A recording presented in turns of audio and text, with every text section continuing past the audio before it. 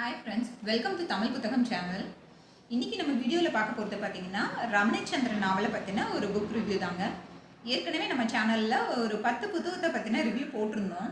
அதை பார்த்துட்டு நிறைய நம்மளோட சப்ஸ்கிரைபர் கீழே நிறைய புக்ஸை பற்றின டீட்டெயில் வேணும்னு கமெண்ட் பண்ணியிருந்தாங்க.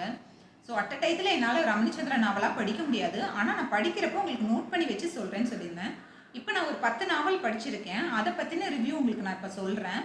நீங்கள் தேர்ற நாவல் இதுவாக இருக்கான்னு பார்த்துக்கோங்க. இப்போ நீங்கள் பிகினர்ஸாக இருந்தாலும் நான் கதை சொல்கிறனால உங்களுக்கு இந்த புத்தகம் படிக்கிற ஆர்வம் குறைஞ்சிருமோன்னு நினைக்காதீங்க. ஏன்னா ரமணிச்சந்திரன் நாவலை யாருமே ஒரே தடவையில் படித்ததே இல்லைங்க, நிறைய தடவை ரிப்பீட்டடாக படிச்சுட்டே இருப்பாங்க. ஏன்னா அது ஒரு பூஸ்ட் மாதிரிங்க. நம்ம ஒரு சின்ன நாவல் தான், ஒரு 100 பக்கங்கள் 150 பக்கங்களே உடைய ஒரு நாவல் தான் அது.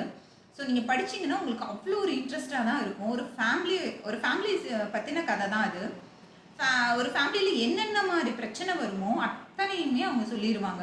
ஒவ்வொரு கதையிலும் ஒவ்வொரு விதமான பிரச்சனை வரும், அதை எப்படி அவங்க சால்ட் அவுட் பண்ணாங்கங்கிறது தான் அந்த கதை போகும்.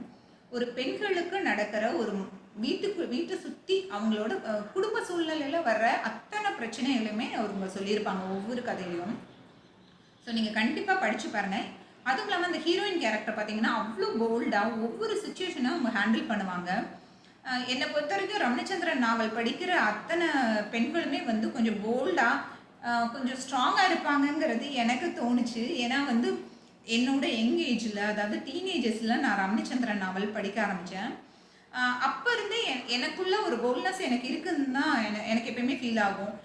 நம்ம கரெக்டாக இருக்கணும். அவங்களோட கேரக்டரை எப்படி அஸ்யூம் பண்ணுவாங்கன்னா, அவங்க ஒழுக்கமாக இருக்கணும், அதே நேரத்தில் அவங்களுக்கு எது கரெக்டு எது தப்புன்னு, எங்கே பணிஞ்சு போகணும், எங்கே நம்ம ரைஸ் ஆகணும் அப்படிங்கிறதெல்லாம் அந்த கதையை மோல்டு பண்ணி அந்த கேரக்டரை கொண்டுட்டு வருவாங்க. நீங்கள் ஒரு தெரியாது படித்து பாருங்கள். இதுக்கு மேலே நான் அவங்கள பற்றி எதுவும் சொல்ல விரும்பலை, ஏன்னா அது ஸ்பாய்லர் ஆயிரும். இந்த கதை ஃபஸ்ட்டு கதை நான் சொல்கிறது. ஹீரோ பேர் பார்த்தீங்கன்னா வித்யாசாகர், ஹீரோயின் பேர் மயூரி. இதில் இந்த கதையில் எப்படி இருக்குன்னு பார்த்தீங்கன்னா, ஹீரோவோட அண்ணனும் ஹீரோயினோட அக்காவும் லவ் பண்ணுவாங்க. லவ் பண்ணி அவங்க போய் கல்யாணம் பண்ணிக்கிறாங்க. ஹீரோயின் ஃபேமிலியில் அவங்க அம்மா மட்டும்தான், அப்பா இல்லை. ஹீரோ ஃபேமிலி பெரிய ரிச்சான ஃபேமிலி. ஆனால் ஹீரோவோட ஃபேமிலிக்கு பயந்துட்டு தான் அவங்க அண்ணன் என்ன பண்ணுவாருன்னா, அவங்க லவ்வை சொல்லாமையே அவங்க தனியாக வேற ஒரு லக்கம் போய் கல்யாணம் பண்ணிக்குவாங்க.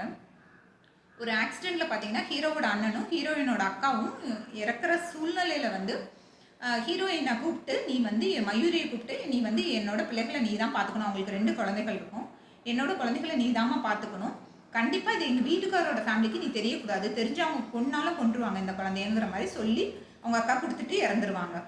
ஆனால் அது ஹீரோவுக்கு தெரிஞ்சு அவர் வர்றாரு, எங்கள் அண்ணன் பையன் எங்ககிட்ட கூட நாங்கள் நல்லா வளர்த்துக்கிறோன்னு சொல்லி. ஹீரோயினுக்குமே பார்த்தீங்கன்னா ஹீரோ சொன்னதில் நம்பிக்கையே இருக்காது.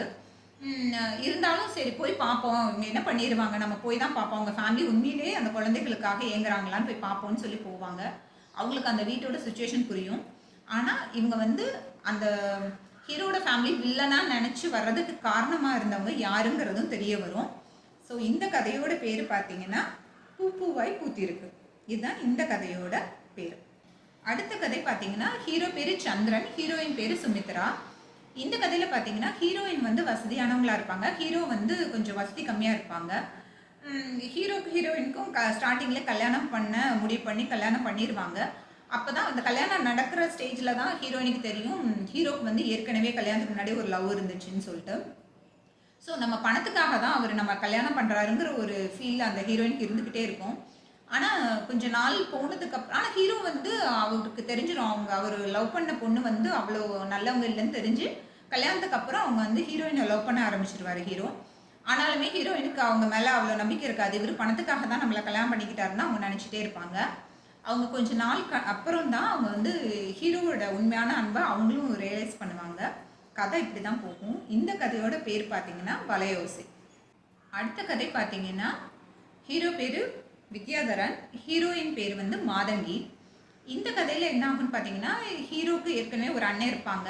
ஆனால் அவங்க அண்ணி அவங்க வீட்டில் யாரையுமே மதிக்க மாட்டாங்க. ஸோ ஹீரோ என்ன நினைப்பாருன்னா, ஒரு இல்லாத பொண்ணை கல்யாணம் பண்ணிட்டு வந்தால் நம்மளை ஃபேமிலி கொஞ்சம் அட்ஜஸ்ட் பண்ணி போவாங்கன்னு சொல்லி அவர் நினைப்பார். ஆனால் அப்படி தான் அவர் நினச்சிட்டு தான் மாதங்கியை கல்யாணம் பண்ணிட்டு வருவார். அவர் அப்படி கல்யாணம் பண்ணிட்டு வந்ததுக்கப்புறம் பார்த்தீங்கன்னா, அதுக்கப்புறம் தான் அவளுக்கு ஹீரோயினுக்கே புரியும், ஓ இவர் நம்ம எதுவாக இருந்தாலும் அட்ஜஸ்ட் பண்ணி போயிடுவோங்கிற ஒரே காரணத்துக்காக தான் கல்யாணம் பண்ணியிருக்காருன்னு சொல்லி. ஸோ அவங்க ரொம்ப ஹர்ட் ஆகி ஃபீல் பண்ணுறப்ப பார்த்தீங்கன்னா இதில் இன்னொரு வில்லனும் இருப்பாங்க. அதாவது ஹீரோவோட ஃப்ரெண்டு. அவர் வந்து ஏற்கனவே ஹீரோ இன்னொரு பொண்ணை கல்யாணம் பண்ணலான்னு நினச்சப்பையும் அவர் தான் அதை பண்ண விடாமல் பண்ணியிருப்பார்.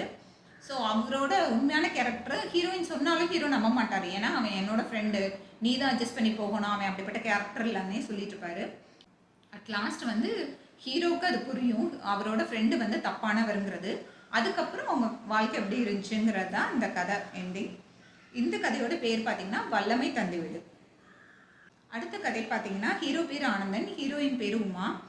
ஹீரோயின் வந்து அவங்களோட பெரியம்மா வீட்டில் தான் இருப்பாங்க. ஹீரோ பார்த்தீங்கன்னா ஒரு கேரக்டர்லெஸ்ஸான ஆள் தான். அவர் வந்து பெண்கள் சவகாசம் இருக்குது நிறையா. அந்த மாதிரி ஒரு பழக்கத்தில் தான் அவங்க பெரியம்மா அவங்க வந்து அதே மாதிரி தொழில் செய்கிறவங்க. அவங்கக்கிட்ட போய் ஹீரோயின் அடைக்கலம் புகவுமே அவங்க என்ன பண்ணுவாங்க, ஹீரோ கிட்ட ஹீரோயினை தப்பான இதுக்கு அனுப்பணும்னு தான் நினைப்பாங்க. ஆனால் வந்து ஹீரோயினை வந்து அவர் வீட்டுக்கு கூட்டிகிட்டு வந்துடுவார். ஹீரோயினுக்கு என்னன்னே புரியாத ஒரு சூழ்நிலை தான். இவர் வந்து நம்ம மேலே பாசம் வச்சிருக்காரா, இவர் வந்து ஏற்கனவே கேரக்டர் இல்லாத மனுஷன், இவர் வந்து எப்படி நம்மளை வந்து ஹேண்டில் பண்ணுவாருங்கிற பயத்திலே அவங்ககிட்ட விலகியே இருப்பாங்க. ஆனால் ஹீரோவுக்கு வந்து உண்மையிலே ஹீரோயினை லவ் பண்ண ஆரம்பிச்சிருவாரு. ஸோ அதுக்கப்புறம் 2 பேர்த்துக்கும் ஏற்பட்ட மனமாற்றத்தை பற்றின கதை தான் எப்படி போகும். இந்த கதையோட பேர் பார்த்தீங்கன்னா சிவப்பு ரோஜா. அடுத்த கதை பார்த்தீங்கன்னா ஹீரோ பேர் நித்யானந்தன், ஹீரோயின் பேர் வந்து நிர்மலா. இதில் வந்து என்ன ஆகும்னா ஹீரோயின் வந்து கல்யாணம் பண்ணணும்னு பிளான் பண்ணுவாங்க. அப்பயே ஹீரோ சொல்லுவார், இல்லை நான் வந்து ஒரு பெரிய வேலைக்காக முயற்சி பண்ணிகிட்டு இருக்கேன்.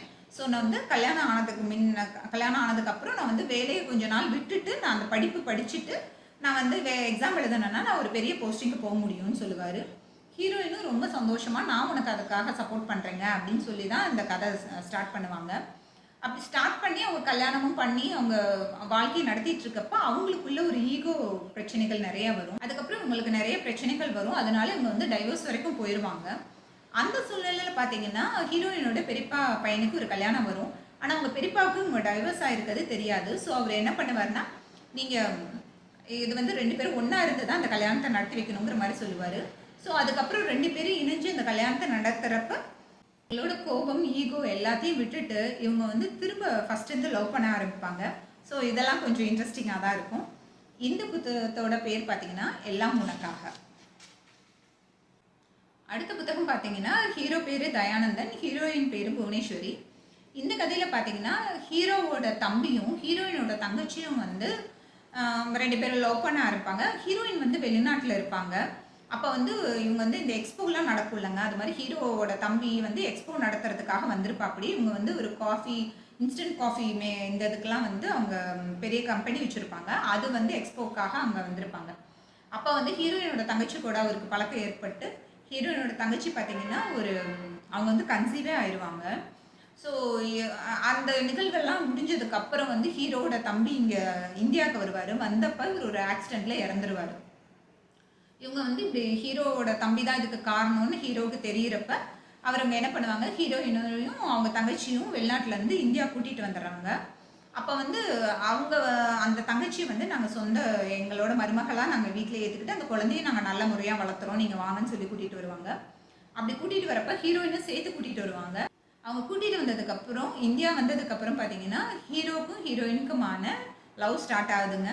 அது என்ன மாதிரி ஒரு அவங்களுக்குள்ள கோபமாகவும் ஒரு பாசமும் எப்படி மாறி மாறி கிளாஷஸ் ஆகுதுங்கிறதெல்லாம் ரொம்பவே நல்லா கொடுத்துருப்பாங்க. இந்த புத்தகத்தோட பேர் பார்த்தீங்கன்னா என்ன ஆசைகளோ. ஆக்சுவலாக வந்து இந்த புத்தகமே வந்து இன்னொருத்தவங்க கேட்டிருந்தாங்க இந்த புத்தகத்தோட பேர் என்னன்னு சொல்லி, நம்மளோட சப்ஸ்கிரைபர். அடுத்த கதை பார்த்தீங்கன்னா ஹீரோ பேர் ஆனந்தன், ஹீரோயின் பேர் சிவாராணி. இது வந்து எப்படி ஸ்டார்ட் ஆகும்னு பார்த்தீங்கன்னா, ஹீரோயின் வந்து மாரதான் ஓட்டப்பந்தயத்துக்காக அவங்க கடற்கரை நோக்கி போகலான்னு சொல்லி வண்டியில் போயிட்டுருப்ப ஒரு வீடு அழகாக இருக்குன்னு சொல்லி அவங்க வண்டியை நிப்பாட்டி ஹீரோயின் அதை பார்ப்பாங்க. அப்போ அந்த வீட்டுக்குள்ளேருந்து ஒரு பெண் வந்து என்ன பண்ணுவாங்க, எங்கே நீங்கள் அங்கே மாரதான் ஓட்டப்பந்தயத்துக்கு தானே போகிறீங்க, எனக்கு கொண்டு போய் அங்கே விட்டுருங்கன்னு சொல்லுவாங்க. அது யாருன்னு பார்த்தீங்கன்னா ஹீரோவோட தங்கச்சி. அவங்க வந்து என்ன பண்ணுவாங்கன்னா வீட்டை விட்டு ஓடி போய் லவ் பண்ண பையனை கல்யாணம் பண்ணிக்கலான்னு பிளான் பண்ணி அவங்க வருவாங்க. இது ஹீரோயினுக்கு தெரியாது. அப்போ என்ன ஆகும்னு பார்த்தீங்கன்னா ஹீரோவுக்கு ஹீரோயின் கூட தான் வந்திருக்காங்க நம்ம தங்கச்சின்னு தெரிஞ்சோடனே அவங்களுக்கு ரொம்ப டார்ச்சர் பண்ணுவார். ஆனால் பார்த்தீங்கன்னா ஹீரோவோட தங்கச்சியுமே வந்து ஹீரோயின்ட்ட தான் ஹெல்ப் கேட்பாங்க, நீங்கள் தான் எங்களுக்கு ஹெல்ப் பண்ணணும் அப்படின்னு சொல்லி அவங்க வீட்டிலே தங்கியும் இருப்பாங்க. ஆனாலும் சிவராணி வந்து அதை ஆனந்தன்கிட்ட சொல்லவே மாட்டாங்க, அவங்க தங்கச்சி எங்கள் வீட்டில் தான் தங்கியிருக்காங்கன்னு சொல்லிட்டு. ஏன்னா வந்து ஆனந்தன் சூஸ் பண்ண மாப்பிள்ளை வந்து அவங்க தங்கச்சிக்கு வந்து அவங்க பார்ட்னரோட பையனை தான் சூஸ் பண்ணியிருப்பாப்படி. அவன் வந்து ரொம்ப கெட்டவன். அதை வந்து அவர்கிட்ட சொன்னாலும் ஆனந்தன் புரிஞ்சுக்கவே இல்லை. அவங்க தங்கச்சியும் சொல்லி பார்ப்பாங்க, புரிஞ்சுக்க மாட்டாப்படி. அதே மாதிரி இந்த பொண்ணும் ஹீரோயினும் சொல்லி பார்ப்பாங்க, புரிஞ்சுக்க மாட்டாப்படி. அதனால இவங்க வந்து இவர்கிட்ட நம்ம அவங்க தங்கச்சி நம்ம வீட்டில் இருக்கிறதுங்கிறத சொல்லாமையே இவருக்கு அதை புரிய வைக்கணும்னு சொல்லி அவருக்கு அதை புரிய வச்சு அதுக்கப்புறம் இவங்க 2 பேத்துக்குள்ளே எப்படி அந்த லவ் ஒர்க் அவுட் ஆச்சுங்கிறது தான் இந்த கதை. இந்த கதையோட பேர் பார்த்தீங்கன்னா நினைவு நல்லது வேண்டும். அடுத்த புத்தகம் பார்த்தீங்கன்னா அந்த ஹீரோ பேர் பிரபு, ஹீரோயின் பேர் மதுமதி. ஆக்சுவலாக பார்த்தீங்கன்னா ஹீரோ வந்து இந்த கதையில் வந்து அவருக்கு கண்ணு தெரியாது. எதனாலன்னு பார்த்தீங்கன்னா அவர் வந்து ஒரு ரேஸில் கலந்துருப்பார். அது ஒரு ஆக்சிடென்ட் மூலமாக அவர் கண்ணு தெரியாமல் போயிடும். ஆனால் வந்து அவர் என்ன நினச்சிக்குவார்னா ஹீரோயினோட அப்பா தான் இதுக்கு காரணம்னு அவர் அப்படின்னு நினச்சிக்குவார் ஹீரோ. அதனால ஹீரோயினோட அப்பா என்ன சொல்லுவார்னா அந்த பையன் ரொம்ப நல்லவன், அவனுக்கு வந்து எப்படியாவது கொஞ்சம் ஹெல்ப் பண்ணி அவன் வந்து எல்லாத்த விட்டும் ஒதுங்கி இருக்கான். ஸோ வந்து அவன் ஃபேமிலி கூடயாவது ஜாயின் பண்ண வைக்கணும்னு ஹெல்ப் வந்து தம் மகக்கிட்டே கேட்குறாரு. அதனால ஹீரோட வீட்டுக்கு ஒரு செக்ரட்டரியாக போகிறாங்க. போனதுக்கப்புறம் பார்த்தீங்கன்னா அவங்க வந்து ஒவ்வொன்றா புரிய வைக்கிறாங்க ஹீரோக்கு. அங்கே வந்து கோபின்னு ஒரு ஆள் இருப்பாப்படி. அவர் வந்து ஹீரோவை ரொம்ப அவரை டிபெண்ட் பண்ணியே இருக்க மாதிரி வச்சுருப்பாப்படி. அதெல்லாம் வந்து ஹீரோக்கு புரிய வைப்பாங்க. நீங்கள் வந்து அவரை ரொம்ப டிபெண்ட் பண்ணியிருக்கீங்க, அப்படி இருக்கக்கூடாதுன்னு ஒவ்வொன்றா புரிய வைப்பாங்க. அட் லாஸ்ட்டாக ஹீரோக்கு வந்து ஹீரோயினை ரொம்ப பிடிச்சி போயிடும். அவர் வந்து ஒரு சுயசரிதை கூட எழுதணும்னு நினைப்பாரு. அதாவது ஹீரோயினோட அப்பா தான் ரொம்ப கெட்டவன், அவனால தான் எனக்கு இந்த ஆக்சிடென்ட்டே நடந்துச்சுன்னு ஒரு சுயசரிதை எழுதுறதுக்காக தான் ஹீரோயினவே அவர் வேலைக்கு வைப்பார். ஆனால் பார்த்தீங்கன்னா இவர் நாள்பட இவர் ஹீரோயின் மேலே லவ் ஆகி இவர் என்ன பண்ணுவார், ஓகே அப்படின்னு கல்யாணமும் பண்ணிக்கிறாங்க. ஹீரோயினுக்கு என்ன பண்ணுறதுனே தெரியல. நம்ம அப்பா பற்றின உண்மை தெரிஞ்சால் இவர் எப்படி ரியாக்ட் பண்ணுவாருன்னு தெரியல. இருந்தாலும் ஹீரோவோட அப்பா அம்மாட்ட சொல்லிட்டு நான் தான் இவரோட பொண்ணு தான் சொல்லிட்டு இவர் கல்யாணமும் பண்ணிக்கிறாங்க. அட்லாஸ்ட் ஹீரோவுக்கு உண்மையும் தெரியுது இவங்களோட பொண்ணு தான்னு. அவங்க வந்து எப்படி அதை ஹேண்டில் பண்ணாங்கங்கிறது தான் கதை. இந்த கதையோட பேர் பார்த்தீங்கன்னா மதுமதி. அடுத்த கதை பார்த்தீங்கன்னா ஹீரோ பேர் கதிரவன், ஹீரோயின் பேர் வந்து சுரபி. ஹீரோ வந்து பார்த்தீங்கன்னா ஒரு ரெசார்ட்டில் வந்து ஒரு ஒர்க் பண்ணி வேலை பார்த்துட்டு இருப்பாரு. ஹீரோயின் வந்து அவரோட ஸ்கூல் லைஃப்பில் வந்து அந்த ரெசார்ட்டுக்கு வந்து ஒரு டூருக்கு போவாங்க. அவங்க ஃபேமிலியாக போவாங்க. அவங்க பெரியப்பா ஃபேமிலி, சித்தப்பா ஃபேமிலி எல்லாம் ஜாயினாக எல்லாரும் அந்த ரெசார்ட்டுக்கு போவாங்க ஒரு என்ஜாய் பண்ணுறதுக்காக. அந்த சூழ்நிலை பார்த்தீங்கன்னா ஹீரோ அங்கே வேலை பார்த்துட்டு இருப்பாரு. அவருக்கு வந்து பணக்காரங்களை கண்டாலே பிடிக்காது. ஏன்னா அவங்க அம்மாவை வந்து இப்படி தான் ஒரு பணக்காரங்க வந்து ஏமாற்றி அவங்கள கல்யாணம் பண்ணி அப்படியே விட்டுட்டு போயிடுவார் அவங்க அப்பா. அதனாலவே ஹீரோவுக்கு பணக்காரங்கனாலே பிடிக்காது. ஹீரோயினோட ஃபேமிலி பணக்காரங்கிறனால அவருக்கு ரொம்பவே அவங்கள பார்த்தாலே இரிட்டேட்டாக தான் இருக்கும். ஒரு பெருசாக பேசவும் மாட்டார். ஆனால் ஹீரோயினுக்கு அப்போ இருந்தே ஹீரோவை பார்த்தா ஒரு சின்ன ஒரு ஆசை பிடிச்சிருக்கும். ஆனால் வந்து அவங்க எதுவும் சொல்ல மாட்டாங்க. அவங்க ஸ்கூல் டேஸுங்கிறனால அவங்க பாட்டுக்கு வந்துடுறாங்க. ஒரு 8 வருஷங்கள் கழியுது 2 பேத்துக்குமே. ஹீரோ பார்த்தீங்கன்னா கொஞ்சம் கொஞ்சமாக முன்னேறி அவர் வந்து ஒரு பழமுதிர்ச்சோலையில் ஃப்ரூட் ஸ்டால் மாதிரிலாம் வைப்பாங்க பார்த்தீங்களா, அது மாதிரி ஒரு கடை ஓப்பன் பண்ணுறாரு. ஹீரோயினோட ஃபேமிலி பார்த்தீங்கன்னா ஹோட்டல் பிஸ்னஸ். அவங்க வந்து அவங்க ஹோட்டலுக்கு பக்கத்துலேயே ஹீரோட இந்த கடையும் வைக்கிறாங்க. ஸோ என்னடா நம்மளோட கடையோட வியாபாரம் கொஞ்சம் டல் அடிக்குதேன்னு பார்க்குறப்ப தான் பார்த்தா இது யாருனாலன்னு தெரிகிறப்ப ஹீரோனாலன்னு தெரியுது. அதுக்கப்புறம் 2 பேருக்கும் ஹீரோயினும் வந்து ஒரு 8 வருஷம் கழித்து மீட் பண்ணுறாங்க. ஹீரோயினுக்கு ரொம்ப ஆசை, அவருக்கு ரொம்ப பிடிச்சி போயிடுது ஹீரோவை கல்யாணம் பண்ணலான்னு சொல்லி. அவங்க வீட்லேயும் எல்லாத்துக்குமே பிடிச்சி போய் தான் கல்யாணமும் பண்ணுறாங்க.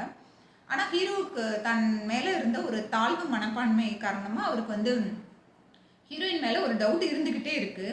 அதே மாதிரி அவர் வந்து அந்த ரெசார்ட்டில் வேலை பார்த்தாரு பார்த்தீங்களா, அப்போ வந்து அவருக்கு லலிதான்னு ஒரு அக்கா இருப்பாங்க. சொந்த அக்கா இல்லை, ரிலேஷனான ஒரு அக்கா. அவங்களோட பேத்தி ஒரு பொண்ணு இருப்பாள். அந்த பொண்ணையும் இவர் வந்து ஒரு சில காரணங்கள்னால இவரே வளர்த்துற மாதிரி ஒரு சூழ்நிலை வரும். அவர் ஹீரோயின்ட்ட கல்யாணம் பண்ணுறப்பே சொல்லுவார், நீ அந்த பொண்ணோட பொறுப்பையும் எடுத்துக்கிற மாதிரி இருந்தால் நம்ம கல்யாணம் பண்ணிக்கலான்னு. ஹீரோயினுக்கு ஹீரோவை ரொம்ப பிடிச்சி போயிடும் கண்டிப்பாக. அதனால நம்ம வந்து அந்த பொண்ணையும் நம்மளே வளர்த்திக்கலான்னு சொல்லிலாம் ஓகே பண்ணி தான் கல்யாணம் பண்ணுவாங்க. இருந்தாலும் ஹீரோவோட தாழ்வு மனப்பான்மை காரணமாக அவங்களுக்குள்ள நிறைய பிரச்சனைகள் வரும். அதெல்லாம் ஹீரோயின் எவ்வளோ அழகாக ஹேண்டில் பண்ணாங்கங்கிறதெல்லாம் இந்த கதையில் இருக்கும். இந்த கதையோட பேர் பார்த்தீங்கன்னா முதலாக பார்த்த போது. அடுத்த கதை பார்த்தீங்கன்னா ஹீரோயின் பேர் மதுரவாணி, ஹீரோ பேர் வீரபாண்டி. இந்த கதையில் பார்த்தீங்கன்னா ஹீரோ வந்து ஒரு விவசாய குடும்பத்தை சார்ந்தவர், ஆனால் வசதியானவர். ஹீரோயின் பார்த்தீங்கன்னா அவங்க வந்து வசதி கம்மியான ஒரு குடும்பத்தை சேர்ந்தவங்க தான். அவங்களுக்கு ஒரு அக்கா மட்டும்தான் இருப்பாங்க. ஹீரோயினாக கஷ்டப்பட்டு படித்து அவங்க வேலைக்கும் போய் வேலைக்கு போகிற சம்பளத்தை வச்சுக்கிட்டே அவங்க படிக்கவும் செஞ்சாங்க. அப்படி ஒரு சூழ்நிலையில் அவங்க வந்து டவுனில் தான் இருப்பாங்க. அப்போ வந்து அங்கே அவங்களோட ஃப்ரெண்டோட அண்ணன் வந்து நானே உங்களை கல்யாணம் பண்ணிக்கிறேங்கிற மாதிரி ப்ரொபோசல்லாம் வருது. ஹீரோயினும் ஓகே நமக்கு இதுக்கு மேலேயா ஒரு நல்ல பையன் கிடைச்சிட போகிறாங்க, ஏன்னா நம்ம இவங்களே கூட கல்யாணம் பண்ணிக்கலாம், அக்காவுக்கு எந்த சிரமமும் இருக்காது, அக்கானால கல்யாணம் பண்ணி வைக்கிற சூழ்நிலை இல்லை, ஸோ நம்ம கல்யாணம் பண்ணிக்கலாம்னு அவங்க ஒரு முடிவு எடுத்து ஹீரோயின் இருப்பாங்க. அவங்க அந்த சூழ்நிலை தான் வீட்டுக்கு வர்றப்ப பார்த்தீங்கன்னா, இந்த ஹீரோ வீரபாண்டியன் வந்து அவங்க அக்காட்ட வந்து ஏற்கனவே எங்கேயோ பார்த்துருப்பாரு அவர் ஹீரோயினை. அவருக்கு ரொம்ப பிடிச்சி போய் நானே இந்த பொண்ணுக்கு எதிர்கட்டணம் கொடுத்து கல்யாணம் பண்ணிட்டு போறேங்கிற மாதிரி கல்யாணம் பண்ணியிருப்பாரு. வந்து மயக்க மருந்தெல்லாம் கொடுத்து தான் கல்யாணம் பண்ணி வச்சிருவாங்க அவங்க அக்கா. இது வந்து ஹீரோக்கு எதுவுமே தெரியாது. ஆனால் அவர் ரொம்ப பாசமாக இருப்பார் ஹீரோயின் மேலே. ஹீரோயினுமே பார்த்தீங்கன்னா கல்யாணம் ஆனதுக்கப்புறம் அவரோட அன்போட வெளிப்பாடுனால அவங்களும் மாற ஆரம்பிச்சிருப்பாங்க. கொஞ்ச நாள் கழிச்சு தான் இவங்க 2 பேர்த்துக்குமே இப்படி தான் இந்த சூழ்நிலாம் கல்யாணம் நடந்திருக்குங்கிறதே தெரிய வருது.